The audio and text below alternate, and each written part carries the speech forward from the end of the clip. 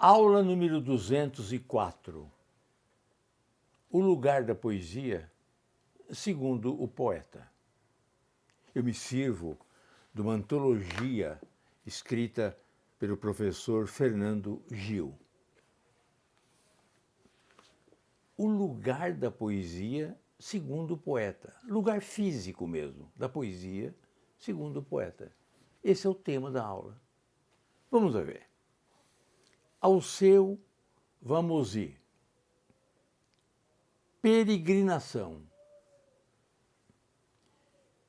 Peregrino da terra, espírito de lenda, toma a sacola e o manto, arrima-te ao bordão. Vamos peregrinar os dois por esta senda, suave estrada de luz, por onde tantos vão. Sem ter nada que à terra as nossas almas prenda, levando como um facho a luz da redenção, iremos a cantar, armando a nossa tenda, em cada uma esperança, em cada uma ilusão. E assim, ambos a sós, sombra despercebida, iremos pelo mundo, iremos pela vida, levando o mesmo ideal, pisando a mesma estrada. E havemos de chegar bem cedo a este país, onde se canta sempre, e sempre se é feliz, sobre a perpétua luz da eterna madrugada.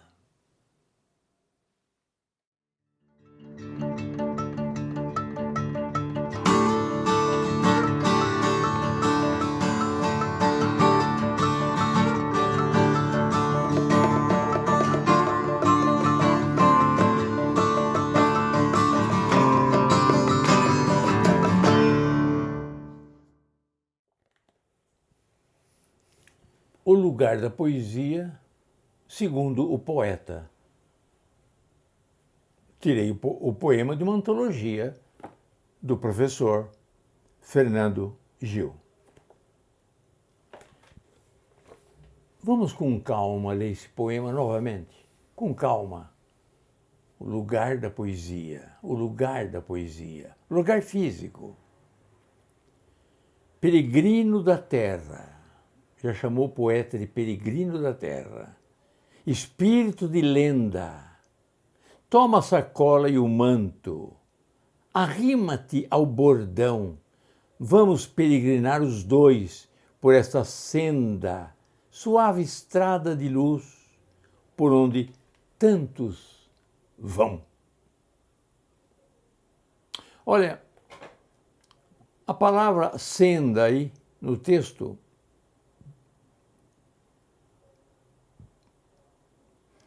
é caminho, estreito, vereda, atalho. Toma a sacola e o manto, arrima-te, arrimar, apoiar-se num cajado, num bastão. Arrima-te ao bordão, que é cajado. Vamos peregrinar os dois por essa senda, suave estrada de luz, por onde tantos vão. Vamos retirar as orações desse quarteto. Peregrino da terra, espírito de lenda, toma a sacola e o manto. Pronto, oração principal. Observa que peregrino da terra, espírito de lenda é vocativo. Vocativo. É como se fosse um chamamento. Ó peregrino da terra, ó espírito de lenda, toma a sacola. Então, numa eventual pergunta, qual é o sujeito do verbo tomar? Toma a sacola. É tu no imperativo. Porque peregrino da terra, espírito de lenda é vocativo. Aprenda um pouco o que eu estou dizendo neste entendimento. Se eu escrevo, Deus ouve-me, sem vírgula, sujeito à oração é Deus. Deus ouve-me. Mas se eu digo, Deus vírgula, ouve-me. Esse Deus é vocativo e o sujeito agora é o pronome subentendido do verbo ouvir. Eu ouço, tu ouves, então é tu. Ouve tu. Deu para entender? Então é diferente a frase Deus ouve-me e Deus ouve-me, com uma vírgula depois de Deus para fazê-lo chamamento vocativo. Mais uma curiosidade aí, continuando a frase, arrima-te ao bordão. Arrima, fixar, né? Fixar, apoiar. Arrima-se ao bordão. Uma oração coordenada sindética. Vamos peregrinar os dois por esta senda, que é um atalho, um caminho, suave estrada de luz. E finalmente a última oração, por onde tantos vão, adjetiva. Vamos peregrinar os dois por esta senda. Qual é o sujeito da oração? Vamos peregrinar os dois por esta senda, suave estrada de luz. Qual é o sujeito da oração? Quem que vamos peregrinar? Quem vai peregrinar? Ele colocou aí escrito os dois. Então, os dois vamos peregrinar. O verbo não concordou com o sujeito. Seria os dois vão. Isso nós chamamos de silepse, concordância anormal, que se opera não com a palavra escrita, mas com outra que está subentendida. É um desvio de concordância, silepse.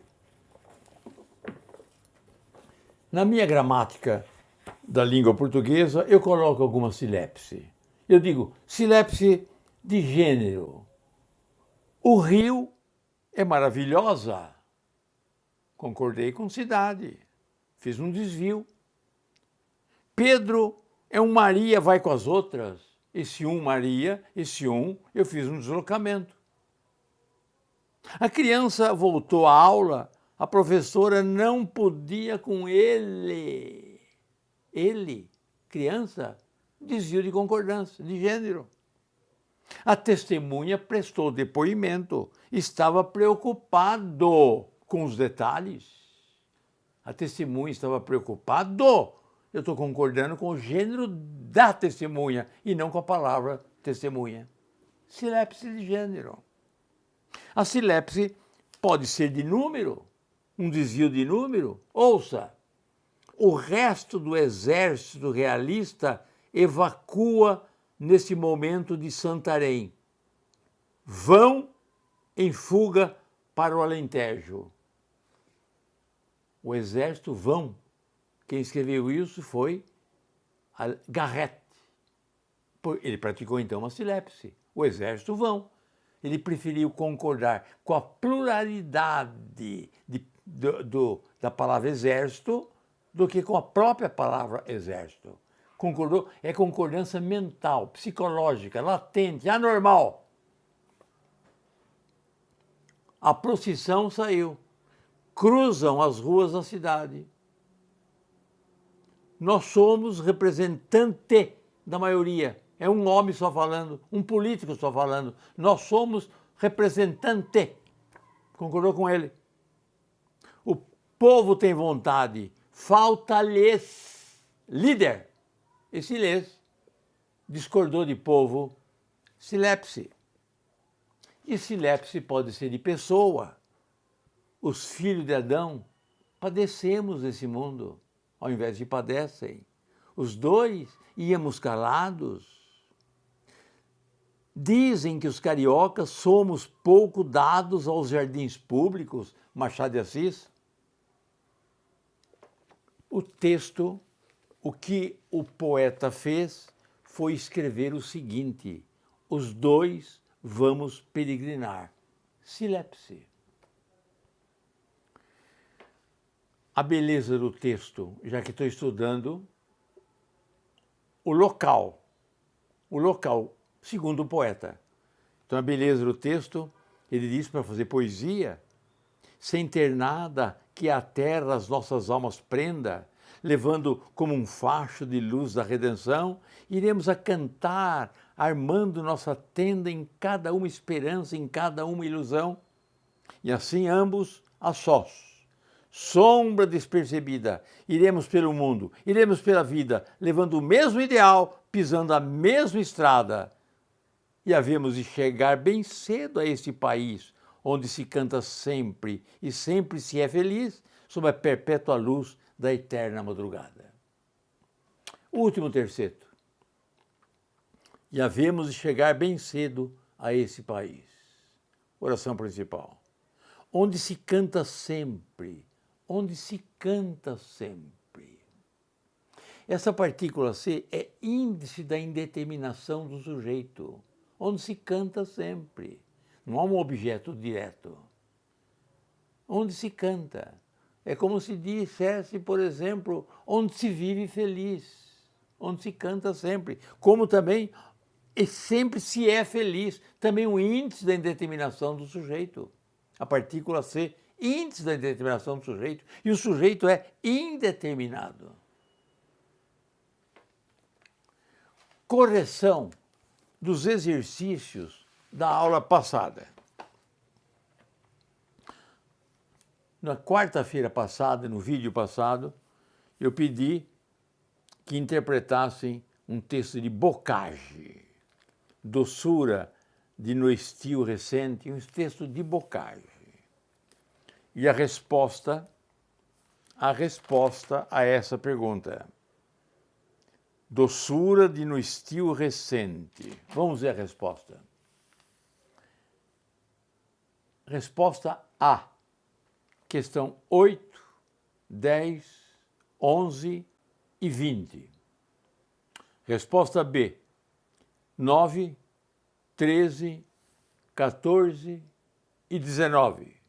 Resposta C, de casa, 1, 3, 5 e 18. Resposta D, de dado, 2, 4, meia dúzia e 17. Resposta E, de elefante. 5, 7, 12 e 16. Confira e eu tenho certeza que você acertou 15 questões. É um bom número. 15 questões, pelo menos 15 questões. É um bom número. O lugar da poesia segundo o poeta. Vamos ver em Cruz e Souza qual é o lugar da poesia segundo o poeta, segundo Cruz e Souza. Há um poema dele chamado Siderações. Sideração é influência atribuída a um astro sobre a vida humana. Sideração.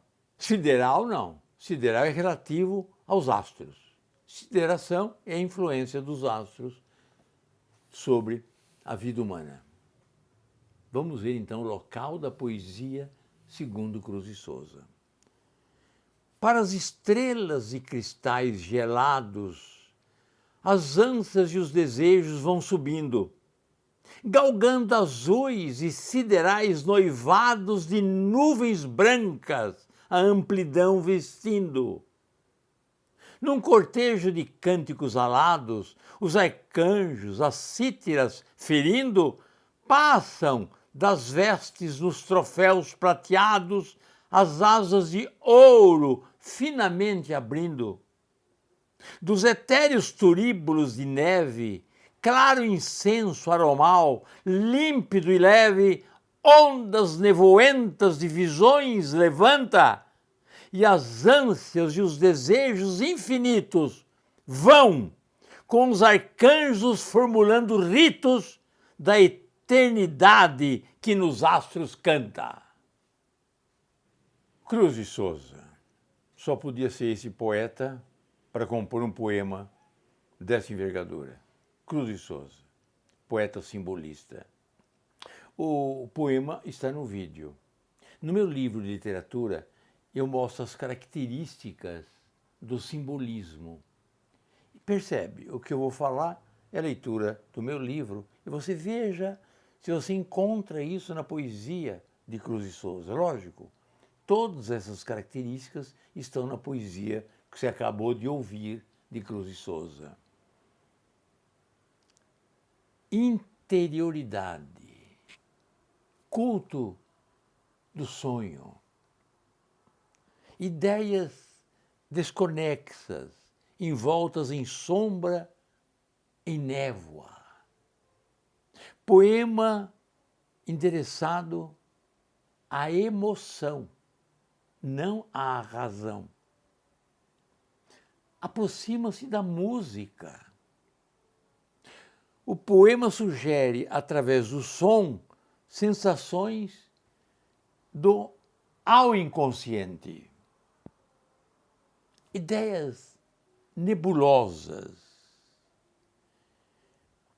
Freud, psicanálise, contém o germe de todo movimento de vanguarda. Cruz de Souza.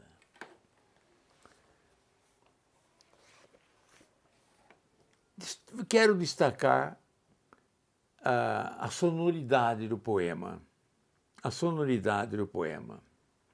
O primeiro terceto, dos etéreos turíbulos de neve, claro incenso aromal, límpido e leve, ondas nevoentas de visões levanta. Ele consegue essa sonoridade pela repetição da letra V, nevoentas, visões, levanta, é sonoridade.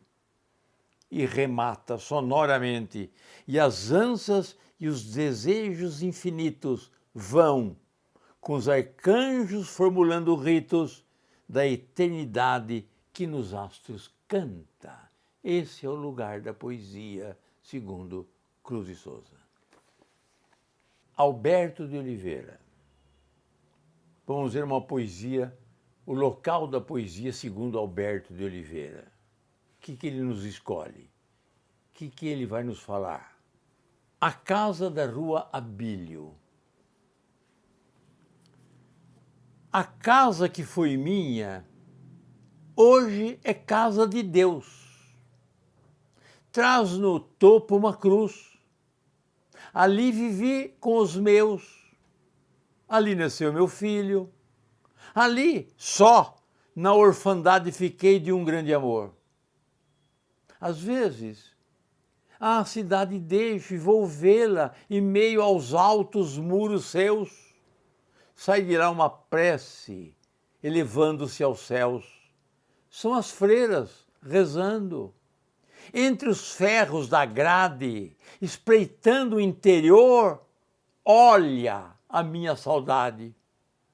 Um sussurro também, como esse, em sons dispersos, ouvia não há muito a casa. Eram meus versos. De alguns, talvez ainda os ecos falarão. E em seu surto, a buscar o eternamente belo, misturados à voz das monjas do Carmelo, subirão até Deus nas asas da oração. A casa da Rua Abílio. A Rua Abílio é uma rua do Rio de Janeiro. Eu vou ler com calma e a gente dá a explicação que merece. Vamos ver. A casa que foi minha, hoje é a casa de Deus. O poeta tinha uma enteada chamada Mimi, eu não sei o nome inteiro dela, peço desculpas, mas a enteada de Alberto de Oliveira. A enteada era freira e ele então doou a própria casa a pedido da filha, enteada, né? A pedido da filha adotiva, doou a casa para a religiosidade, para o convento. Por isso que a casa que foi minha, hoje é casa de Deus. Traz no topo uma cruz. Ali vivi com os meus. E esses meus, nessa posição, são parentes. Ali nasceu meu filho. De fato, o único filho dele chamava-se Antar. Ali nasceu meu filho. Ali, só na orfandade fiquei de um grande amor. Na orfandade não significa que perdeu o pai ou a mãe. Aí a orfandade de um grande amor é a perda de Dona Maria da Glória, sua esposa, que morreu naquela casa. Então, ali, só na orfandade, fiquei de um grande amor. Talvez a esposa dele tenha morrido em 1919. Ali, só na orfandade, fiquei de um grande amor. Às vezes, a cidade deixo e vou vê-la em meio aos altos muros seus. Sai de lá uma prece, elevando aos céus. São as freiras rezando. Entre os ferros da grade, espreitando o interior, olha a minha saudade. Que figura é essa de linguagem? Olha a minha saudade. Que figura é? Eu sempre digo que figura de linguagem depende de interpretação. Aqui eu estou interpretando que há um desvio. Não é a saudade que olha, é ele que olha com saudade. Então, quando uma palavra no texto se refere sintaticamente a uma, mas na verdade percebemos de pronto que é a outra, a isso nós chamamos de hipálage. Hipálage. O aluno me perguntava se toda hipálage é uma personificação. Não necessariamente. Eu vou dar um exemplo prático. Suponhamos, comprei um Toyota. É lógico que eu não comprei a fábrica, comprei um carro. Então isso nós chamamos de metonímia. É usar uma palavra pela outra com a qual está em relação íntima. Toyota lembra um automóvel, então eu coloquei automóvel. Tudo bem, a marca pelo produto. Agora, eu vou inventar uma outra frase. Eu estava no meu carro. Olhei para uma garota. Ela olhou para o meu Toyota e ficamos juntos. Esse meu Toyota olhou para mim. Agora já não é mais a marca pelo produto, olhou para mim, olhou para o meu Toyota. Sou eu. Isso é hipálage. Enquanto eu troco, refiro-me a uma palavra, mas na verdade é outra.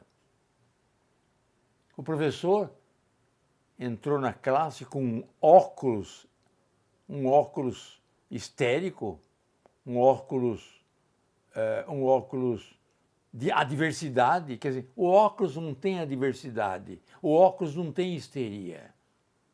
A referência é ao professor que entrou em sala de aula. Hipálage. Então, a hipálage aqui é que olha a minha saudade olha.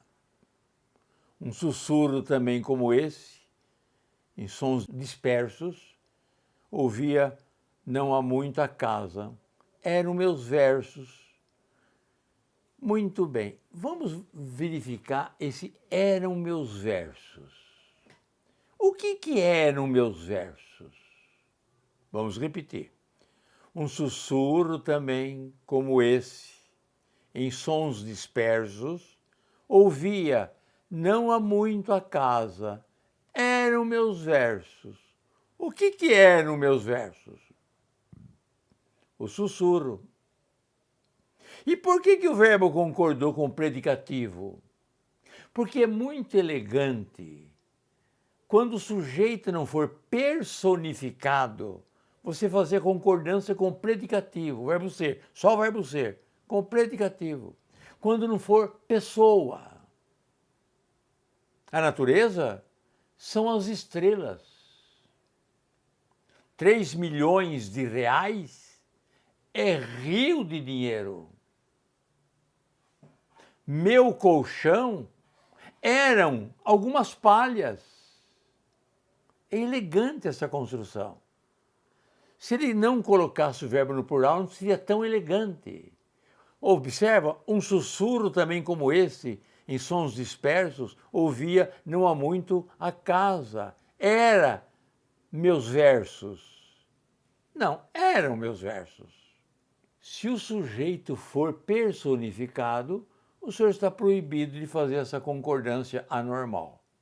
Cícero foi às delícias de Roma, e não Cícero foram às delícias de Roma.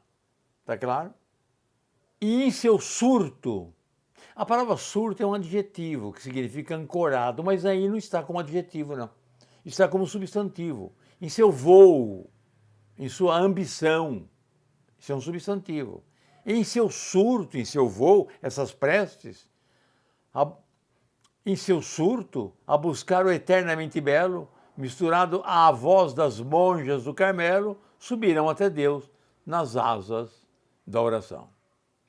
Não é uma vez só que ele fez a concordância do verbo ser com o predicativo. Há uma outra no texto. Leia comigo o segundo quarteto. Vou vê-la em meio aos altos muros seus. Sai de lá uma prece, elevando-se aos céus. São as freiras rezando. Vamos buscar o sujeito de são as freiras rezando. São as freiras rezando. Vamos ver. Vou vê-la em meio aos altos muros seus. Sai de lá uma prece, elevando-se aos céus. São as freiras rezando. Uma prece.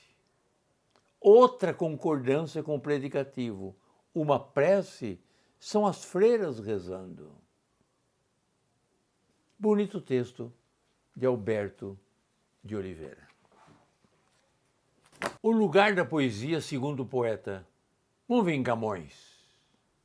Eu vou ler um soneto extraído do meu livro, em que interpreto as poesias de Camões. O lugar da poesia. O lugar. A formosura desta fresca serra e a sombra dos verdes castanheiros, o manso caminhar destes ribeiros, donde toda a tristeza se derrama, o rouco som do mar, a estranha terra, o esconder do sol pelos outeiros, o recolher dos gados derradeiros, das nuvens pelo ar, a branda guerra. Enfim, tudo que a rara natureza com tanta variedade nos oferece, me está, se não te vejo, magoando. Sem ti, tudo me enjoa e me aborrece. Sem ti, perpetuamente estou passando nas maiores alegrias, maior tristeza. Hermano Saraiva considera esse soneto um dos melhores de Camões, pela doçura, pela simplicidade. E o tema nosso é o lugar, lugar da poesia segundo o poeta. Eu vou ler a interpretação que eu dei a esta poesia no meu livro. E o poema está aí do lado, a minha interpretação. Podemos dividir o soneto em duas partes lógicas: os quartetos e os tercetos. Nos quartetos predominam a razão e o intelecto. O poeta destaca a exata beleza daquilo que não é estranho a qualquer indivíduo. A serra, a sombra dos castanheiros, o caminhar dos ribeiros, o som do mar, a estranha terra, o esconder do sol, o recolher dos gados, as nuvens.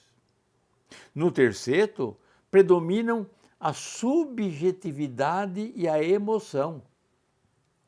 Trata-se agora da visão particular do poeta.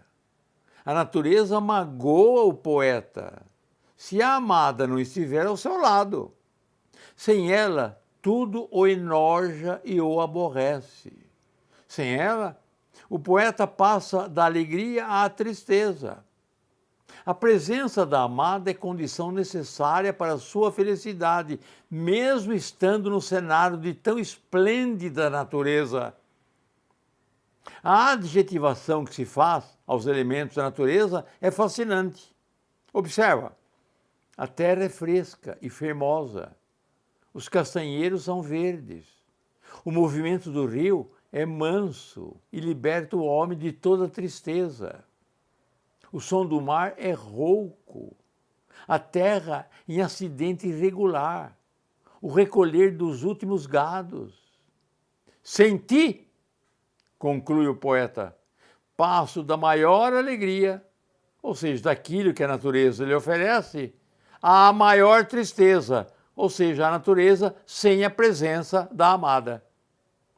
A coordenação predomina nos quartetos, por ser racional. Já no primeiro terceto, duas orações subordinadas, que a rara natureza com tanta variedade nos oferece, é uma oração adjetiva. Se não te vejo, é uma oração condicional. A calmaria e o sossego nos quartetos só poderiam ser descritos pela coordenação. O conflito e a crise existencial no primeiro terceto só poderiam ser expressos pela subordinação. Observa como são expressivos. A sinestesia, simultaneidade de sensações, a fermosura desta fresca terra, a fermosura visual desta fresca terra, desta fresca serra, sensação térmica. Nós chamamos isso de sinestesia. A sinestesia pode ser profunda, eu digo uma cor berrante, quer dizer, visual e sonoro, é um cruzamento. A sinestesia está em último grau. A hipérbole do quarto verso, em que o ritmo do movimento das águas causa alegria universal. Observa o manso caminhar destes ribeiros, donde toda tristeza se derrama. Tons musicais onomatopeicos. Ouça, o rouco som do mar, a estranha terra. O antropocentrismo renascentista, a supremacia do ser humano sobre a natureza. Sem ti, tudo me enjoa e me aborrece. A anáfora, repetição de uma palavra ou expressão no início de cada frase, no sentido de insistir no antropocentrismo. Sem ti, tudo me enjoa e me aborrece. Sem ti, perpetuamente estou passando. A antítese, nas maiores alegria, a maior tristeza. Bonito poema, dentro desta temática. Exercício para a próxima aula. Vocês vão interpretar uma poesia do poeta Davi Mourão Ferreira, Escada sem corrimão. 10 questões. Depois mais 10, num trecho pequeno, extraído de Memórias Póstumas de Brás Cubas. Então, 10 questões de uma poesia e 10 questões de prosa, extraída de Machado de Assis. A escada sem corrimão é uma escada em caracol e que não tem corrimão. Vai a caminho do sol, mas nunca passa do chão. Os degraus, quanto mais altos, mais estragados estão. Nem sustos, nem sobressaltos servem sequer de lição. Quem tem medo não assobe. Quem tem sonhos também não. Há quem chega a deitar fora o lastro do coração. Sobe-se numa corrida. Correm-se perigos em vão. Adivinhaste? É a vida a escada sem corrimão. Interpreta 10 questões. E depois, de Machado de Assis, Memórias Póstumas de Brás Cubas, mais 10 questões. Poucas linhas, 10 linhas. Menos que isso. Naquele tempo, contava apenas uns 15 ou 16 anos. Era talvez a mais atrevida criatura da nossa raça. Aí ele faz mais 5 linhas, você lê com calma e interpreta Machado de Assis. A próxima aula eu dou a resposta. E o aluno que não fizer as questões, eu não me arrependo, não. Eu comunico o pai dele, passo um bilhetinho e o pai vai ficar muito bravo. E se o pai não ficar bravo, a mãe fica mais brava ainda. Porque eu vou passar bilhete para o pai e para a mãe. Faça. O professor sabe o que está fazendo. Ele está convicto que a interpretação de texto aumenta a sua capacidade intelectual, resolve seus problemas intelectuais, passa em qualquer concurso que se propõe. Na vida real nós interpretamos textos, estamos sempre lendo, estamos sempre escrevendo, né? Ainda que a sua atividade seja de engenheiro, de arquiteto, como precisa interpretar e escrever. É importante a interpretação de texto. O lugar da poesia, segundo o poeta, ao gosto dos anjos, como desfecho. Terra fúnebre. Aqui morreram tantos poetas, tanta guitarra morta este lugar encerra. Aqui é o campo santo, aqui é a terra em que a alma chora, em que a saudade canta. O caminheiro que o pesar desterra, pare chorando nessa terra santa, e se cantar como a saudade canta, o caminheiro fique nessa terra. À noite, aqui um trovador eterno chora, abraçado às campas dos poetas. Esse sombrio trovador é o inverno. Aqui é a terra onde, ao noturno açoite, carpem na sombra pássaros às setas, gemem poetas, pássaros da noite. A minha pátria é a língua portuguesa.